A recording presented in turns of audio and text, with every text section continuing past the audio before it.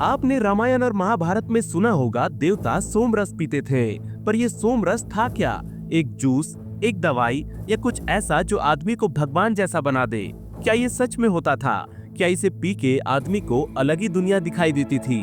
आज हम इस वीडियो में खोलेंगे एक ऐसा राज जिसका जिक्र ऋग्वेद में भी है और जिसका संबंध आज के समय का नशा और केमिकल साइंस से भी हो सकता है। सबसे पुराना और मान्यता प्राप्त ग्रंथ है ऋग्वेद। इसमें सोम देवता का भी जिक्र है और उनके नाम से बना सोमरस।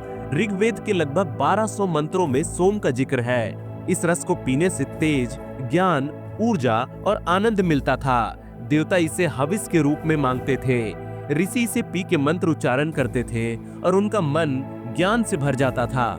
ऋग्वेद में बताया गया है कि सोम एक पौधा था। उसके रस को निकाल के पत्थर से कुचला जाता था, फिर उसमें पानी मिलाया जाता था और फिर उसमें कुछ जड़ी बूटियां मिला के रसायन क्रिया होती थी। ये कोई सिंपल जूस नहीं था, ये प्राकृतिक पौधों से तैयार एक पावरफुल रस था जो शरीर और मन दोनों पर असर करता था।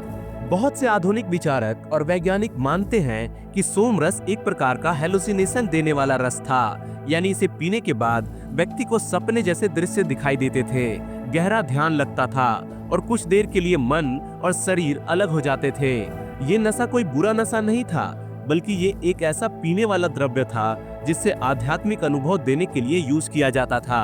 कुछ वैज्ञानिकों का कहना है कि हो सकता है सोम रस में अमानिता मस्कैरिया जैसे कुछ प्राकृतिक मशरूम का रस हो, जिसे कुछ ट्राइबल लोग आज भी धार्मिक अनुभव के लिए इस्तेमाल करते हैं। तो अगर हम सोम रस को आज के दौर की केमिस्ट्री से देखें तो ये एक प्राकृतिक रसायन क्रिया का नतीजा हो सकता है। इसमें फर्मेंटेशन भी शामिल थी, जैसे आज हम शरबत या दवाइयों में देखते हैं। ये एक ऐसा टॉनिक था जिसमें एनर्जी बढ़ाने वाले तत्व होते थे।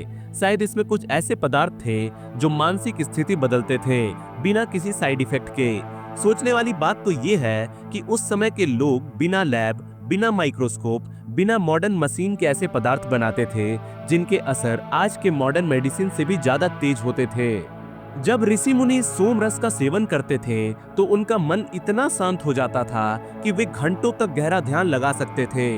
कुछ लोग मानते हैं कि ये उनका ध्यान का बूस्टर था। न ये नशा करता था, न लत लगती थी, सिर्फ एक बार पीने से ज्ञान, ऊर्जा और आनंद का अनुभव होता था। इस पे बहुत सी खोज भी हो चुकी है। कुछ लोगों ने हिमालय और अफगानिस्तान के कुछ पहाड़ी इलाकों में ऐसे कुछ पौधे भी पाए हैं जिनका रस का असर सोम रस जैसा ही बताया गया है, लेकिन पूरी रेसिपी यानी पूरा विधि आज तक किसी के पास नहीं है। कुछ लोग मानते हैं कि इस ज्ञान को जानबूझकर छुपाया गया था क्योंकि इसका गलत इस्तेमाल होने का खतरा था। सोचो अगर आज के लोग सोम रस जैसे रस का गलत इस्तेमाल करने लगे तो क्या होगा? तो ये एक बहस का विषय है। कुछ लोग मानते हैं कि सोम रस एक कथा है, एक कल्पना है, पर कुछ लोगों के लिए ये प्राचीन साइंस का जीवित सबूत है।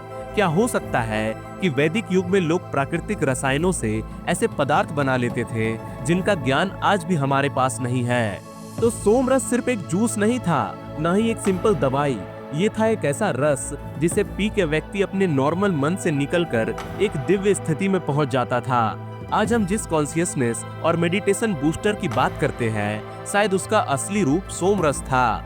आज के दौर में जब हम सिर्फ केमिकल्स और दवाइयों पर जी रहे हैं, प्राचीन भारत ने हमें एक ऐसा रस दिया था जो न सिर्फ शरीर को बल्कि आत्मा को भी जगा के रखता है। तो आपका क्या मानना है? क्या सोम रस सच में होता था या ये सिर्फ एक कहानी थी? कमेंट करके जरूर बताएं। और अगर आपको ऐसी ही प्राचीन राज और ज्ञान में रुचि है तो वीडियो को लाइक करें, चैनल को सब्सक्राइब करें। मैं मिलता हूं आपसे अगली वीडियो में, तब तक के लिए अपना ध्यान रखें।